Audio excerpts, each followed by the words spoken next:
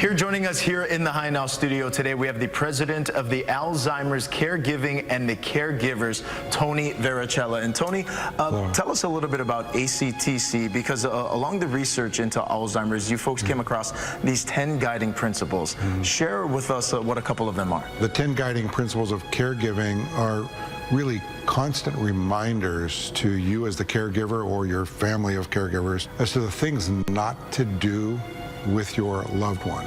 And the first one is agree, never argue. So what does that mean? It really, in simplistic terms, means none of us are really sure what's really happening with the connections, in their brain and how they're going to react to things. So what you don't want to do is cause any confrontation. You want things to be as calm and relaxed as possible. So whether you know the answer is not correct is not important. What matters is, how does your loved one feel? And you're trying to get them to be calm, relaxed, so that you can actually get some things done with them. So you always agree. It's not about being right.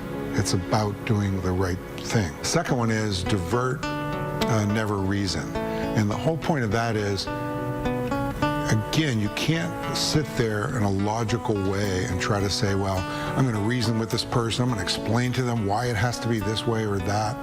Because the connections in their brain are not like what you take for granted. So the idea of diverting is, if they're going down a path and it's just not a happy one and they're upset, you don't try to reason with them as to why that's happening. Change the topic, change the environment. Maybe you're inside the house and, okay, now let's go outside the house. Just do something different to kind of just change the focus. And again, your words and the tone of your voice are really equally important to the message. Another guiding principle is this idea of distract and never shame. What does that mean? Something may have occurred, let's say, with your loved one. Keep in mind, they're scared, they're confused, they feel bad already. Just distract them. Again, change the narrative. Tell them it's okay, we're here together, we're going to fix it. Anything that's a positive reinforcement, always the key.